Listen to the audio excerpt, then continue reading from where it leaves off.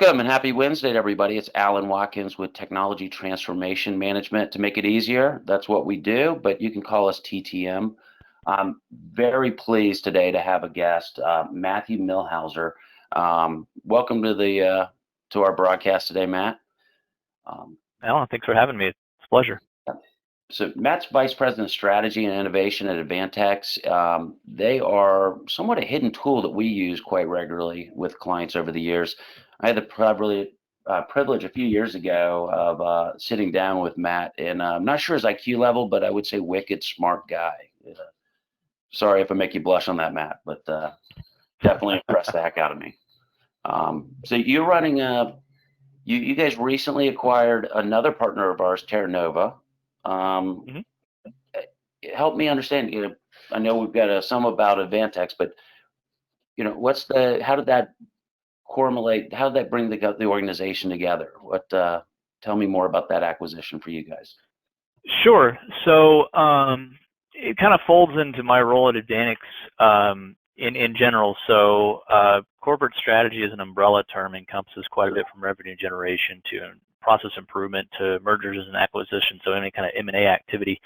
And about 3 years ago, and I'll roll the clock back further than that even, about 5 years ago, we started looking at groundbreaking technologies, and IoT at the time was starting to get the attention of big organizations like IBM. That's when they were starting to develop things like Watson.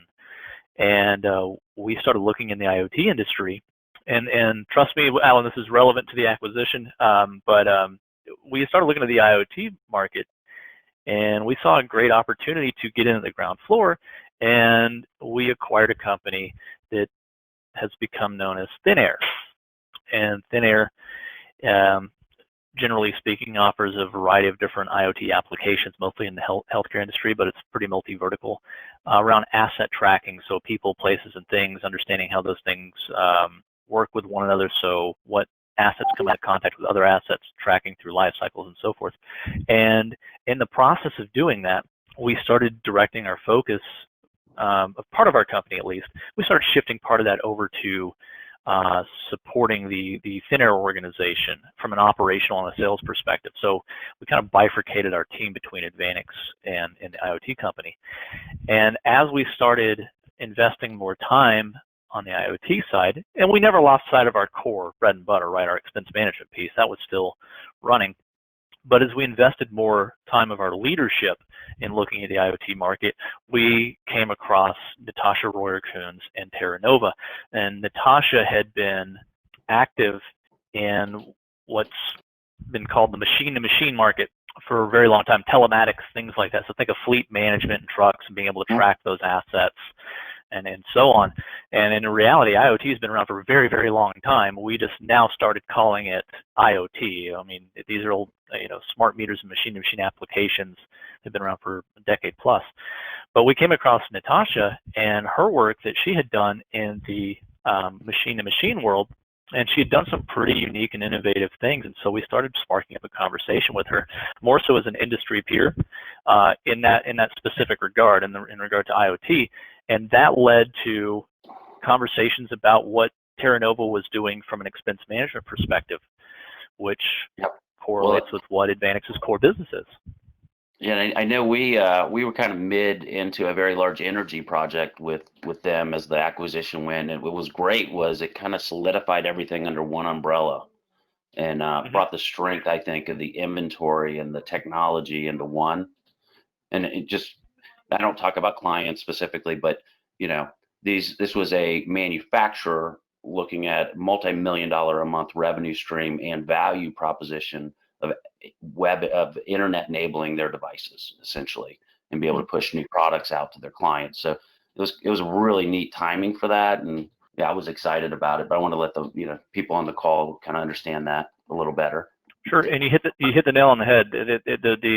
What led us to this whole acquisition, other than that history, was we saw an opportunity to really combine forces and leverage the respective strengths of our organization. Natasha has a phenomenal position in the channel world, a lot of great contacts, and we had a lot of great technology and software and a lot of staff and resources and expertise that we could bring to bear. So when we brought the two organizations together, that really created what I consider it had all the right ingredients. It was the recipe for success. That sounds kind of like marketing language, but it's true. And just to be clear, Terra Nova still exists as a agency in the channel. We acquired the expense management division of Terra Nova as well as some of their operational resources as part of that transaction. Well, tell me a little more about Advantix, the listeners. Sure. Absolutely. So bear with me while we go through these transitions here. So Advantix has been around since about 2001. We're actually headquartered just north of Dallas. So if you look at the DFW metro area, we're in a city called Richardson. Used to be the Telecom corridor, actually, in the state of Texas. We really pride ourselves on being a turnkey solution for expense management. As I mentioned earlier, our bread and butter is in expense management across wireless devices. So we can do wireless expense management, which encompasses, the usual suspects: smartphones, basic phones, air cards, tablets, telemetry lines, and so on. Basically anything that's connected through LTE or otherwise, but a wireless carrier like your AT&T and Verizon and your regional carriers. So we do it for wireless. We do it for fixed telecom. And when we say fixed, we mean voice and data is a broad term, right? So MPLS, SD-WAN, since that transition's happening with a lot of companies, the fiber pots, PRIs, you name it, even data center co-location expenses, we can manage that within our traditional telecom or fixed telecom expense management umbrella. And then we also provide the same services on a more limited basis for utilities, so things like water, trash, gas, electric, and sewage. And we call ourselves a turnkey expense management company primarily because we're able to not only bring software to bear that we've developed internally, but we have a very vast bench strength of SMEs or industry experts in those three respective fields. We have over 150 employees right now, which is actually on the larger end of the spectrum as far as expense management firms go. And so what that enables us to do is to come in and truly augment a client's existing IT resources. So we can be an extension of their organization. They can almost see us as like their employees, if you will. So we can really relieve a lot of the heavy lifting that they're doing today as far as reviewing bills, disputing bills, spending hours on the phone with carriers to resolve technical issues. We can do all that on behalf of the client. In fact, our target metric here is to typically save a client between 90 and 95% on their soft cost, on the time they're investing in managing their telecommunications environments. And I think I have huge. several. And that's above and beyond any hard dollar stuff. And I think I have several clients would be a good reference for that with you guys, where we've been able to turn the headaches of certain pieces of the IT work and let them get to projects and make the business better, or at least more exciting for the employees, I think. Yeah, and it's all about streamlining business functions. Yeah. So, I mean, we're kind of in a new era that we started these webinars because, frankly, nobody's really getting out, but we're starting to get there. We've had a significant kick in client, because we work through a couple of private equities, and then we work directly with, dozens, if not hundreds of enterprise clients, or hundreds of clients, but dozens of enterprise. And it seems like the CFOs and the CIOs are trying to get a hold of where are my costs. Let's get through what you guys are seeing. Seeing out there in the market. Sure, and I think what's on the screen right now is very relevant to what you just said. So these numbers on the left-hand side of the screen are exacerbating those existing problems that you just mentioned. I don't know what I have. I have limited staff. Those are the common things that we hear. We're not staffed enough to actually handle proper administration of our bills and our carrier relationships and our users that need help out in the field. And we don't necessarily have the expertise in-house to do that anyways, even with that limited staff. And then on top of that, we don't really know what we have. We don't know what carriers we have, in totality at least. We don't know the cost, the locations. We could be paying for things that we don't need to be paying for. And a lot of this has to do with just, changing of the guard a lot of times. Even if a company didn't acquire other companies and they just had turnover, you get what I would consider a graybeard, a person that knows everything, that leaves the organization, and now telecom gets dumped into someone else's hands, and they have no clue what they have, and they're too busy to ever figure it out and dig into it. You add acquisitions on top of that, trying to merge companies together and learn what telecom they have. If you don't already know what your core business has to begin with, when you add companies, it's only going to exacerbate the problem. And COVID is really throwing a wrench into kind of corporate plans right now, and the ability to get organizationally get arms around their telecom infrastructure. And so these numbers on the right or on the left, 3% remote workforce before COVID, we're at about 50% now. All the experts are saying at this point that when all the dust clears and everything goes back to normal, 25% will remain remote because companies are starting to learn how well they can operate remotely, and they're starting to reduce square footage in office spaces and the amount of employees that need to be in an office. And so I point that out because if we move to the right, one thing that we see as a big problem is fracturing in a company. When I say fracturing, I'm talking about fracturing in terms of business processes. Who gets what phones on the mobile side and how do they qualify that? On the fixed telecom side, it's mostly related to the billing piece. Everyone reviews bills their own way. Some don't review bills in their different divisions. They don't have time. Approval processes are fractured. All these core functions are really disparate in a lot of companies, and they're not centrally tied together. And even if they are centrally tied together, a lot of times they're not properly managed. And so we kind of see what's going on with COVID and everyone going remote. It just widening those fissures, if you will, or those schisms. So this fracturing is becoming even worse. So even in our existing account base, we're seeing a lot more need to truly pull all that together and centralize a lot of those business processes, keep everything flowing in a consistent manner. And for net new clients, that's top of mind for them, is how do I get my arms around this first and foremost, but then how do I tie all this together and make sure that I'm able to, keep the ship on an even keel. Yeah, absolutely. We've seen some very interesting process gaps with COVID. I'll give you an example. We had a client we were chasing down with IT, an outage. Well, it turned out that the accounting approval process for bills over 10K had changed, and they weren't able to pump out the billing quick enough. So it was actually a hard or a soft disconnect by the provider in an attempt to collect their past dues. So kind of amazing the unintended impacts, right? I'm sure you guys have some stories around stuff like that. And sure, it's been and I'm sure you see. Oh, go ahead. Yeah, it's just been a little bit crazy lately. No, I agree, and I'm sure you're seeing bullet number 4 here. Need for more innovative telecom solutions, right? So we went virtual very, very quickly, and all of a sudden, people needed to adopt solutions that they have maybe been thinking about, maybe not, but they haven't adopted yet. So a lot of Zoom users. I think the statistic I heard is in the first quarter or first 3 or 4 months of this year, there were more net new Zoom subscribers in all of 2019 combined. You have to fact check me on that, but I believe I read that somewhere. But organizations now more than ever are trying to figure out exactly what they can implement from a technology perspective that will first solve the problem they have today, and then secondly, future-proof them from any kind of future problems, and also just make sure they're on the right footing moving forward.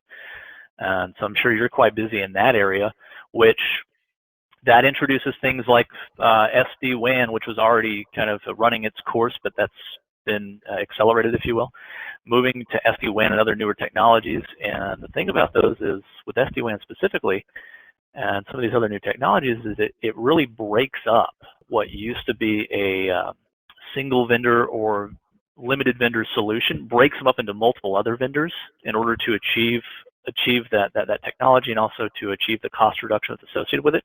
But in the process, you're creating more back-end work for the company because there's more invoices to process, there's more complexity to manage. And so you may see a reduction in your bill, but you've got a more complex solution that has to be managed internally, and that's where we can step in terms of managing the bills, working hand in glove, with PTM to manage things like MACDs, and then also being able to manage repair tickets, because we have our own on-site 24/7 repair ticket help desk that it's tier 2 and 3. So we can manage virtually every kind of repairs ticket you can think about on the fixed and the mobile side. So that's another reason why we consider ourselves turnkey, is we can make an impact across the IT function of the organization through, bill processing, bill analysis, dispute resolution. We can make an impact on the accounting side, specifically AP, by streamlining the number of bills that have to be processed.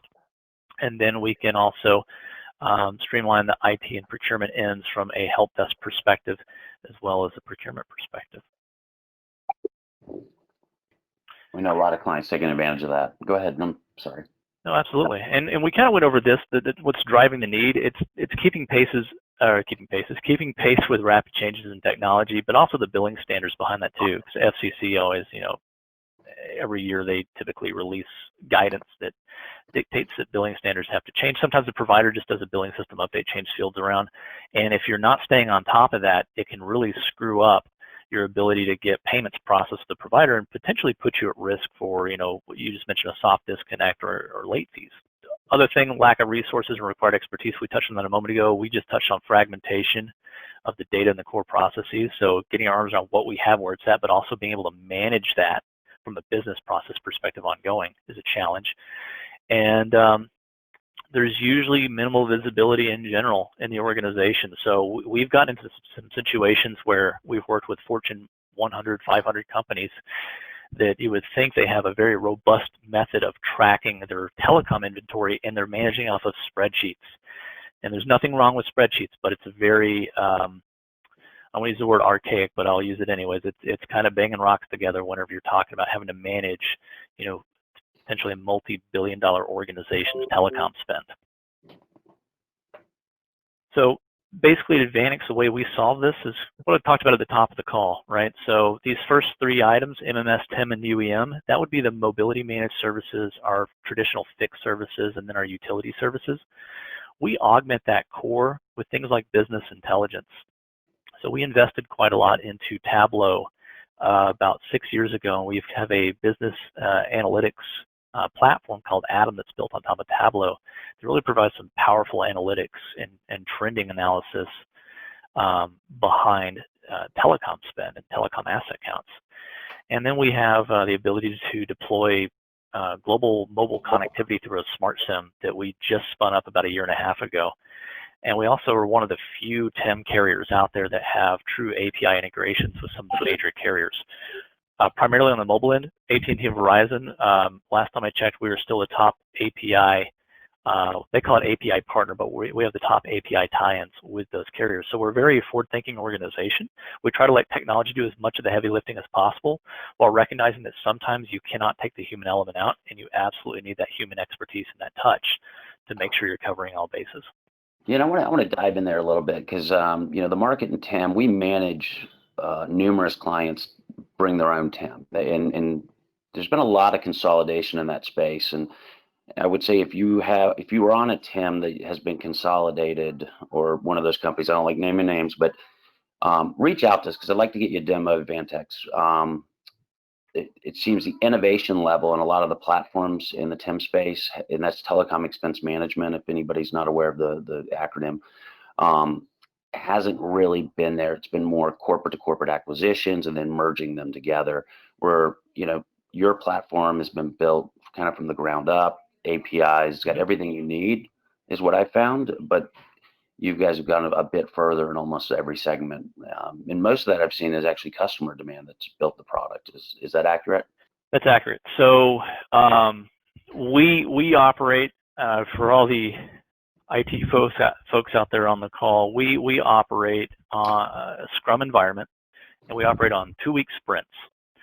And I mention that because if you're not familiar, the way it's agile, it's basically agile thinking or agile process management. So as we're integrating these new features into our system, into our solution, we're doing it in a very agile manner. So we typically have new releases every 3 weeks, and we get input that goes into our IT roadmap and goes into new releases from 2 different streams. and that's our internal audience and our client base. So our clients actually have a very strong influence over where our company is going from a technology perspective. So they help chart that direction through their feedback. So we're very big on collecting client feedback and incorporating that into new releases of either our software or our solution as a whole, because again, it's not all about software. So they may have suggestions over process changes. Some of those suggestions may be specific to that client because they have a very specific way of doing business. Others may be globally applicable where all of our clients can benefit from it. But point there is that the clients absolutely have a hold of the reins or part of the reins that dictate where we're heading as a company. And that's one of the reasons that I believe we've had clients for a decade plus is we're very agile in terms of being able to adapt to market changes and adapt to the way that the clients are impacted by those market changes, as well as internal and organizational changes that take place as the culture, in their organization changes. That dictates how we need to operate with them. So we really see ourselves as a strategic partner with our clients, an extension of their organization. Now, I think you guys definitely have been that. Looking forward to hearing more, sharing more on the mobile and fixed wireline side of the house. This is where our organizations kind of blend together in a lot of respects. We're using a lot of your core technologies and then going to our vendor partners. So it's pretty exciting what we can do together. If you want to go into more detail, because we don't have a support desk for MACD. We have MACD, but we do not do tickets and escalations. So I'd love you to kind of explain everything for everybody. Yeah, absolutely. So this slide digs into a little more detail over the MMS, the managed services for mobility, and the managed services for the traditional fixed telecom portion. So basically, this blue bar at the top, where we've got the spyglass and the light bulb, that's basically splitting our company into two very distinct divisions. One is a division that focuses on more one-time cost savings, not necessarily ongoing administrative support. So think of a deep dive telecom audit or a one-time mobile optimization, basically just going into a client's accounts, reviewing their bills, saving them money, and it's a one-time project. We do a lot of those, but I would say about 80 to 90% of the time, those projects are either run in parallel with or evolve into an ongoing administrative relationship where we're providing the ongoing expense management and lifecycle management services. What you'll find is a lot of the options in the market are limited in one of two ways, sometimes both. One is typically expense management firms have a niche focus on either mobile or wireline, not necessarily both. So you'll find those that just say we do wireless, but we don't do wireline, and vice versa. We do both. The second limitation that you typically see is when it comes to the professional services that can be added to or bolted onto the expense management piece. So we can not only do the expense management where we're processing the bills, auditing them, looking for errors, looking for ways to optimize, disputing bills, reporting that information back out in multiple ways, and then providing an inventory through a portal that can be viewed and wrapping account management around that. We can provide that service, but we can also provide a very robust MACD service as well as a help desk service. And on the help desk side, again, that's up to 24/7, 365, tier 2 and 3 live support. That's all run in-house by Advantix, so we're not outsourcing that. So we really eliminate that limitation that you typically see in the market as well, of being able to manage beyond the invoice processing and contract management and actually supporting your business from a technical perspective and from a more operational perspective. When we look at MACD, Advantix and TTM have a very strong partnership there, where our primary function is to serve as an overlay on top of all your carriers and simplify the way that you engage with those carriers from a support and a MACD perspective, as well as billing relationship and so on. And the way that we achieve that is we can operate as a layer on top of those carriers and then have a very strong bond with the TTM team. So if we receive an order for a disconnect, then we have a team of folks that can manage the disconnect. If we have an order for a new service or the market needs to be tapped into to see what options are available, that's where the TTM team has a lot of expertise in strategic sourcing. They've got their thumb on the market, what the best options are, what other clients are doing, what the right price points are. And so when we get those orders, you've got a combined team of Advantix and TTM working on your behalf, working on the client's behalf to make sure that everything is being done properly, both in terms of acquiring the service or facilitating the MACD, as well as updating the inventory that we're managing to make sure all those changes are properly reflected in the inventory. I'll give you an example. If you disconnect a service, you want to make sure that that service is seen as being disconnected in the inventory, but more importantly, you also want to make sure that service never bills again. And that's where our system comes in to make sure a disconnected service never starts billing again. And if it does, we can flag it as an error and we can fix the problem with the provider. If you're adding a service, we want to make sure that's reflected in the inventory. But then two things we want to look for. We want to make sure that bill arrives on time. So if you've got a 3-month install for a new data circuit, we want to be able to peg what date that service is supposed to start billing and make sure that we receive the invoice on time. And if we don't, we have a team of folks that can go hunt down that invoice and find out where it's at. And then number two, we want to make sure that from day number one of a new install, day number one of billing, that it's billing at the appropriate rate per the contract. So contract compliance is another big piece of what we do, making sure that invoices coming into our system, that they're mapped properly to the contract and that they are being billed according to the contract and they're enjoying any discounts or other concessions that the contract dictates. We want to make sure there's contract compliance. That's great. No, Alan, I don't know if you want to add anything to that, but I think from my perspective, at least, working with the TTM team, it's been a very, very seamless process, and being able to leverage our respective strengths has been at least a boon to our business, and I think to our shared clients. No, I think it's great. It lets us focus more. I mean, SD-WAN's been the hot topic, but they get complex. You got to analyze. I mean, we should be analyzing security and all the different approaches of the client's needs. And then, so it allows us to kind of give a benchmark of when migrations of multiple platforms they have investments in can be made, and having you guys run that data and helping us understand that helps it really come together for a client. And here's your ROI, here's your timetables, here's what you do with your maintenance, when you renew, when you upgrade, and how you do this. So it's really laid out a pretty picture for clients. And that's a good point you just made. So what we would consider rolling optimization. So that's another area where we've really enjoyed working with the TTM team is if Advantix is managing all the contracts through a centralized database, so we want to store all those contracts, right? So we can make sure the invoice is correct per the contract, but also we want to start managing the start and the end dates, and we want to start tracking that information. So on a rolling basis, if we see contracts that are, say 6 months from being renewed, then we want to be able to reach out to the client and let them know that, hey, by the way, you have a contract that's coming up for renewal in the next 6 months.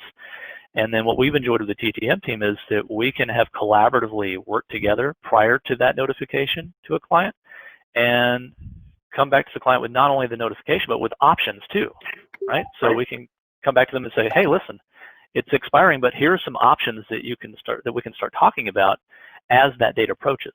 Yeah, absolutely. And I think nowadays we're getting into more conjoined technologies where security, SD-WAN, routing features, cloud integrations, it's getting more and more complex on that side. So knowing when different things are coming up and having an eye on everything in a grand scheme is just becoming more and more necessary. It's not my 3-year contract with my MPLS networks coming up. Okay, shop me another MPLS network. You really have to ask yourself, what's my investment in my firewalls? How are my clouds connected? When are these maintenance agreements due? When's my Cisco SmartNet agreement up? And try to bring all those into a cohesive environment that makes the most sense for your migrations. So it's gotten more complex, but a lot more fun, I would say. It certainly has made life a little more interesting.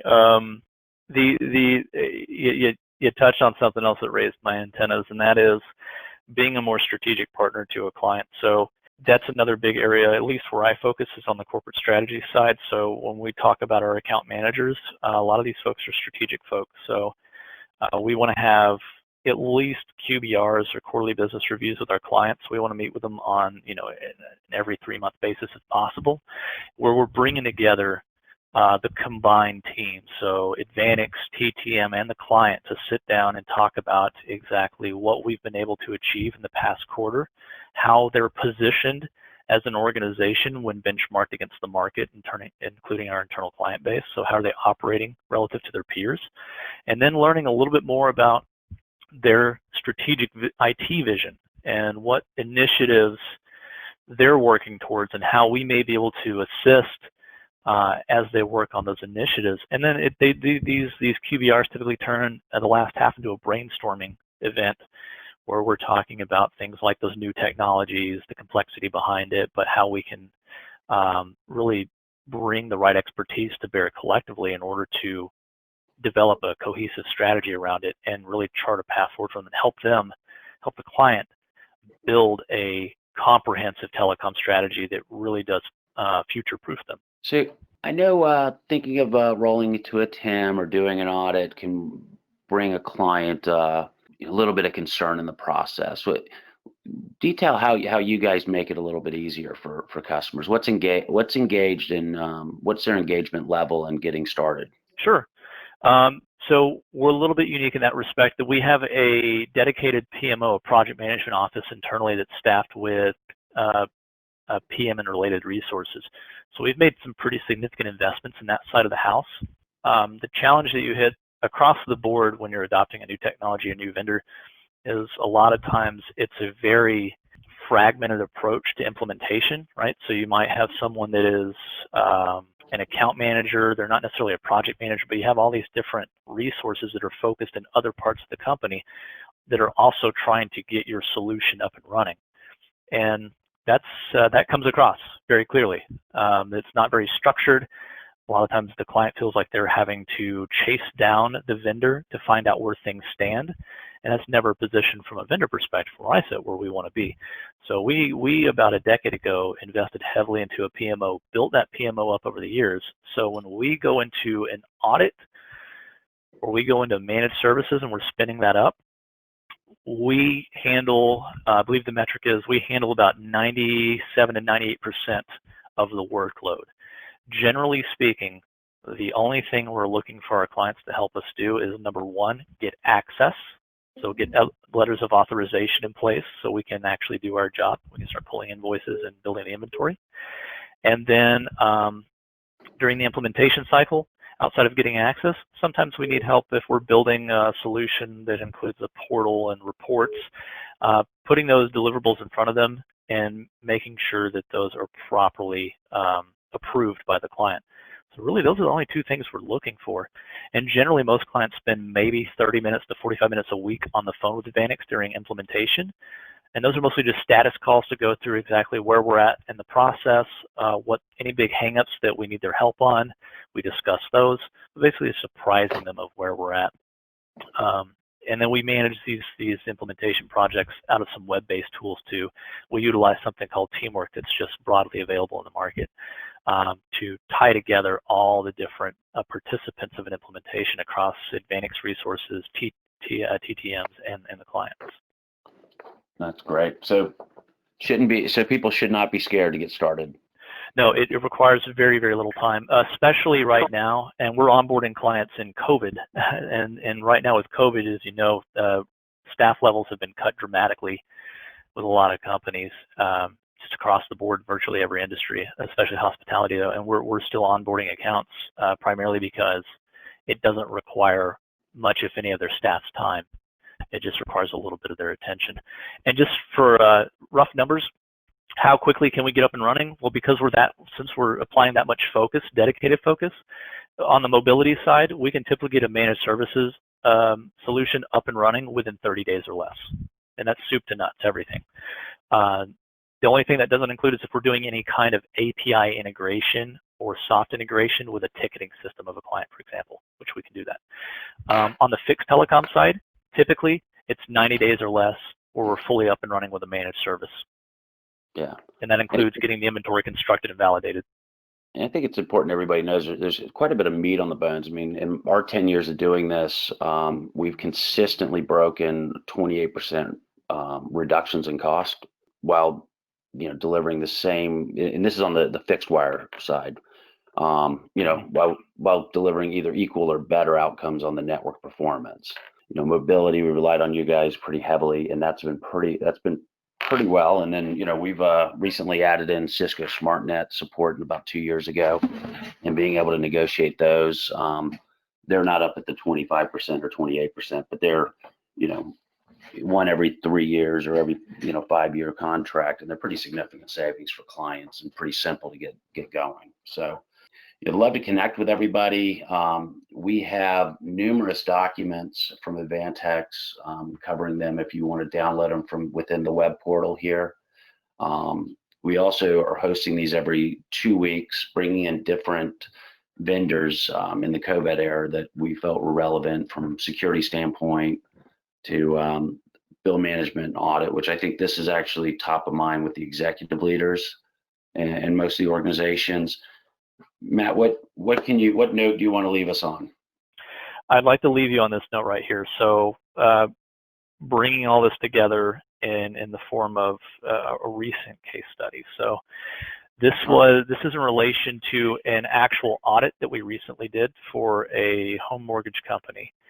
And I think we concluded this late last year, this particular audit. But originally, we had a client come to us, and they had a long-standing AT&T dispute that had been running for about 5 years, and they had collected about $165,000 of the total credit owed, and there was still $58,000 and some change left over that they needed our help getting.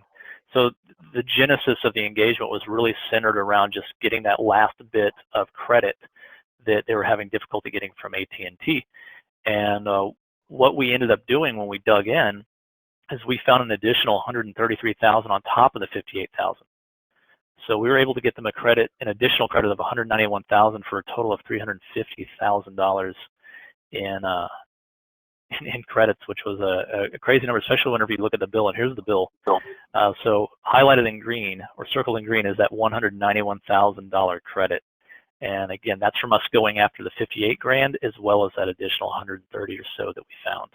And if you look at the MRC on this, we're talking about $22,000, $23,000 a month, but they had been subscribing to AT&T services for a decade plus. I mean, their old paperwork had other companies' names on it. So we're able to dig back multiple years in their account, not just a few months, but multiple years in order to achieve that type of reduction. So we're very committed at what we do. This point of this being on the screen, we're very good at what we do. I think we're one of the best in the market when it comes to being able to identify hard dollar savings. And we have a very robust solution around expense management as well. But I like to use this as kind of a starting point to say, here's the proof in the pudding, if you will, of where we believe we have a solution that really does benefit clients, where we believe that we're able to make very large impacts in our client accounts. Absolutely. And the fact that you guys can look at taxation on it is pretty remarkable, because that allows you to go back further and collect more. That if you look at the market of auditors, that's a significant variance that knocks out about 95% of the players. Well, and there's a reason for that. So you have auditing firms that are more transactional. That's all they do is auditing. And so it's very, get it done quickly, move on to the next one. So cycle them in and out as quickly as you can. Since we're more focused from a relationship perspective, we want to go into management with a client, and we want to have them as a client for 5 years, 10 years, 15 years. And in order to do that, we take a much more sharper look and a more comprehensive look. And so I think that's really where some auditing firms, and it's by design, kind of miss the boat. We'll dig a little bit deeper. With what you just said, we'll actually go to the utility commissions on a state-by-state basis, or the regulatory bodies in the respective states, and figure out exactly how far back legally we're allowed to go, regardless of what the contract states. And that's how we achieve these types of results. That's great. Well, good. Well, we've passed our 30-minute allotment. So 2 weeks from now on Wednesday at noon, we're going to have Log Me In, who is acquired Jive years ago. Obviously, they do this webcast format. They have done a phenomenal job for us, and looking forward to highlighting them. We've seen a lot of clients looking at how they're going to allow remote users to connect on their phone systems. And Log Me In has definitely been a key piece of that, along with partners of ours like Zoom. So reach out. We'd love to get engaged, talk about what a review would look like, see if there's some pieces or the entire umbrella here that we can cover for you as a customer. Thank you, everybody. And there's 3 handouts. I'm sorry, go ahead. Yeah, go ahead, Matt. No, there's 3 handouts. If you click on the handouts tab of the webinar board, you should see Advantix Core Competency Overview. That's just going to give you a rundown of kind of what we reviewed today, just our core services and how those are structured. And then the 2 below that, the Advantix Wireless Optimization and the TIM Audit Optimization flyers. Those are more specific to our optimization audit managed services for wireless and wireline, specifically in the era of COVID-19. Well, thank you, everyone. No, thank you. I really appreciate it. That was great.